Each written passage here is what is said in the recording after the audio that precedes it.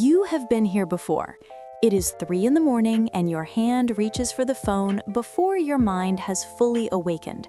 A movement so automatic it feels like reflex rather than choice. The screen illuminates your face with that particular blue-white glow that somehow makes the darkness of the bedroom feel even more absolute. You are not looking for the time. You are looking for his name. Maybe he texted. Maybe he did not. Maybe there is a new excuse, a delay, a perfectly reasonable explanation for why he disappeared again just when you thought the walls between you were finally coming down. Your heart rate increases slightly, a physiological response that has nothing to do with logic and everything to do with survival. Your body does not understand modern dating. Your nervous system interprets his inconsistency as a threat to your safety, because somewhere in your evolutionary coding, abandonment meant death. This is where we begin, not with strategies or checklists, but with the raw biological truth of what happens to a woman's mind and body when she stands at the edge of commitment, uncertain whether the man she loves will meet her there or let her fall. There's a specific moment in every relationship that determines everything, a psychological threshold that most women miss because they are looking for the wrong signs. You have been taught to look for words. You have been taught to analyze text response times, to count the days between dates, to interpret the presence or absence of social media validation as if these digital artifacts hold the key to his intentions. But commitment does not live in words. It lives in neural pathways, in stress hormone patterns, in the micro decisions a man makes when he believes no one is watching. To understand whether he sees a future with you, you must first understand the architecture of the human brain under the influence of attachment, and you must recognize the difference between a man who is simply attached and a man who is constructing a future. Consider Sarah, a 34-year-old marketing executive who came to me 6 months into a relationship that felt perfect when they were together and devastating when they were apart. When she was in his apartment, when his hands were in her hair and he was making plans for the weekend, she felt certain. She felt chosen. But then Monday would arrive and the communication would thin out. He would respond to her thoughtful messages with single-word answers.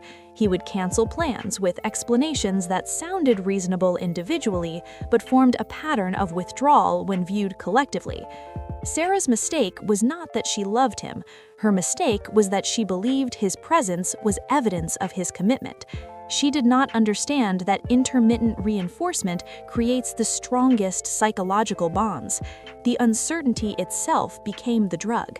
Her brain, specifically her Nucleus Accumbens, lit up with dopamine not when he was kind, but when he unexpectedly returned after being distant. She was being trained, like a subject in a behavioral psychology experiment, to associate anxiety with love. When she finally confronted him, when she gathered her courage and asked where they were headed, he said all the right things. He spoke about needing time, about past wounds, about how special she was. He said, imagine he looks at you with those eyes that seem so sincere and says, I am just not ready for the kind of pressure you are putting on me, and you find yourself apologizing for having needs. You find yourself saying, I am sorry, I did not mean to rush you, take all the time you need. In that moment, you have not shown patience. You have shown him that your boundaries are negotiable, that your need for security is an inconvenience rather than a biological imperative. The neuroscience of commitment avoidance reveals a fascinating and disturbing reality. When a man is genuinely uncertain about his feelings, his prefrontal cortex, the seat of executive function and long-term planning, shows decreased activity when he thinks about the future with his partner. But when a man knows, when he has crossed that internal threshold from maybe to yes, something shifts in his brain chemistry. Cortisol levels stabilize. The amygdala, which processes fear and threat detection, stops firing in response to thoughts of entanglement. Instead, oxytocin and vasopressin create a biochemical foundation that makes the idea of permanence feel safe rather than suffocating. You cannot see this on a brain scan from the outside, but you can observe the behavioral correlates. A man who sees a future with you will experience what psychologists call cognitive depletion when he imagines losing you, not when he imagines staying with you. The thought of your absence will feel like a threat to his resources, his identity, his sense of home. The avoidant man experiences the opposite. For him, closeness triggers the stress response. Your love feels like a cage closing in. He will create conflict during moments of intimacy, not because he is cruel, but because his nervous system is screaming for escape. Now consider Emma, who spent 3 years in what she thought was a situationship, until one Tuesday evening when her partner looked at her across the dinner table and said simply, "I have been looking at apartments. I want us to look together." There was no grand speech, no desperate declaration, no ultimatum had preceded this moment. Emma had not threatened to leave. She had not issued deadlines. What she had done, perhaps unconsciously, was maintain the integrity of her own emotional boundaries while remaining open to connection. She had not chased. She had not pursued. She had lived her life with a fullness that made her presence a gift rather than a demand.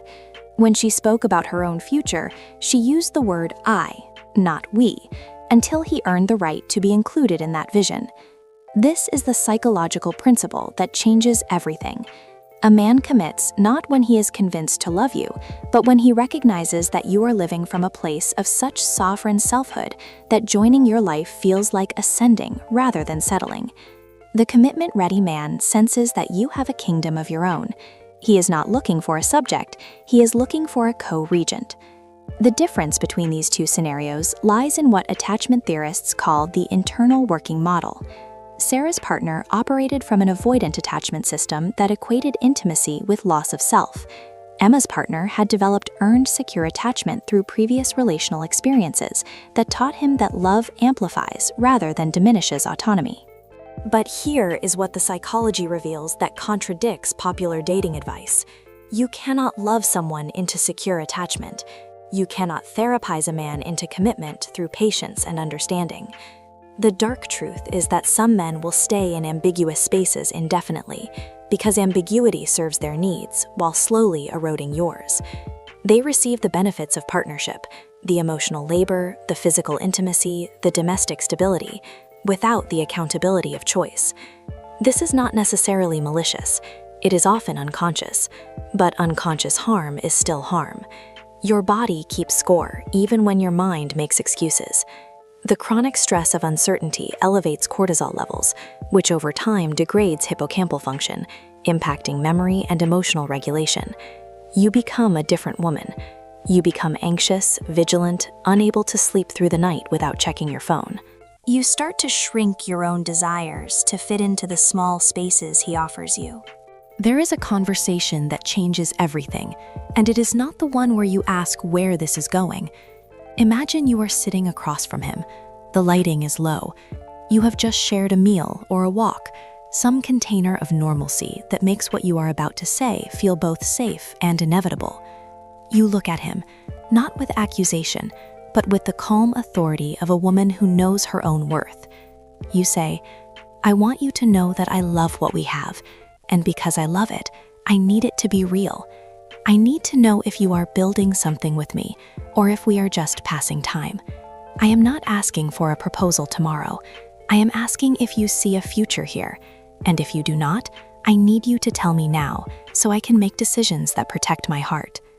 Then you stop talking. You do not fill the silence. You let the question hang in the air like smoke. His response in the next 30 seconds will tell you everything. If he becomes angry, if he accuses you of pressure or timing or past wounds, he has told you no. If he becomes vague, if he speaks in circles about how much he cares, but never answers the specific question of future vision, he has told you no.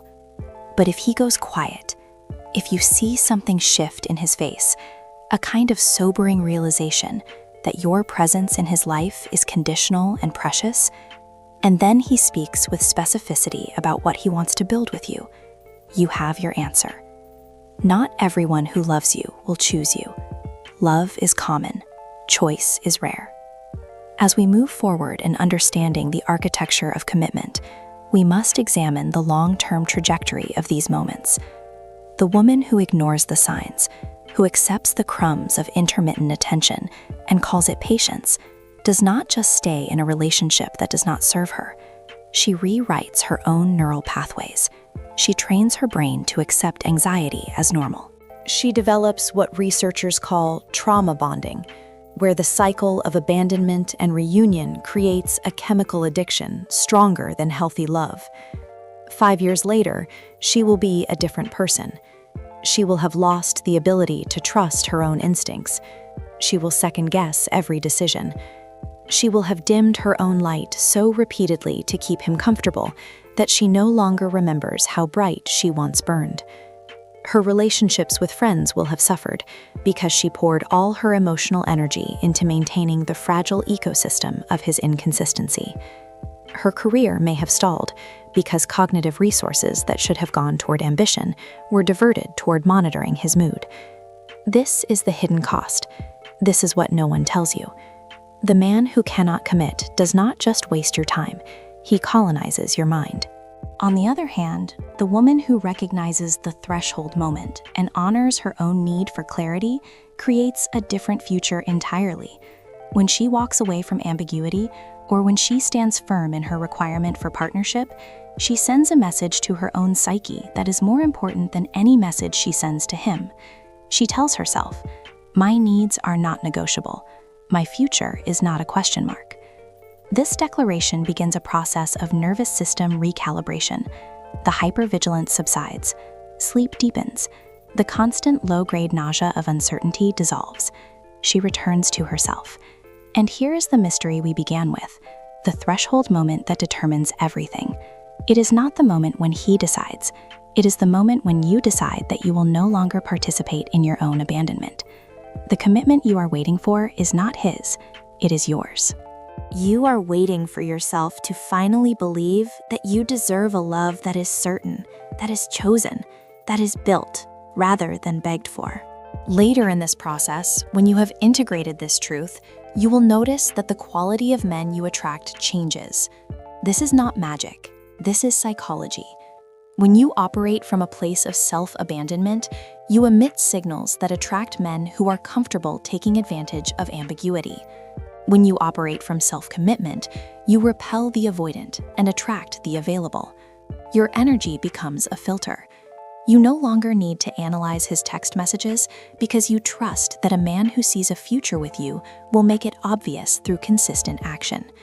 You will stop checking your phone at 3 in the morning because you will have chosen partners who make you feel safe enough to sleep through the night. The anxiety that you once interpreted as passion will feel foreign, almost repulsive, because you will have tasted what it feels like to be chosen without reservation. The psychology of commitment is ultimately the psychology of self-worth. A man cannot see a future with you if you do not see one for yourself. The most powerful aphrodisiac is not mystery or availability or perfect timing.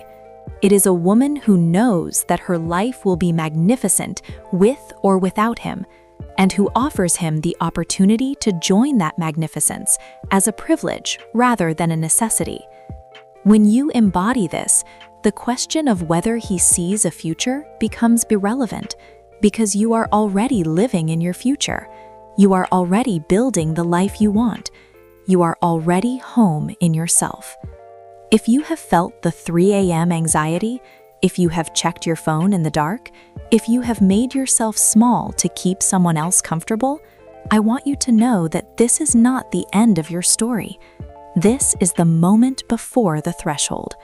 Write the word "ready" in the comments below if you are done abandoning yourself for the possibility of someone else. Subscribe to this channel because we are going to keep dismantling the psychology that keeps women trapped in uncertainty, and we are going to keep building the architecture of a life that is chosen, certain, and completely your own. You do not have to wonder anymore. You already know what you deserve. Now go claim it.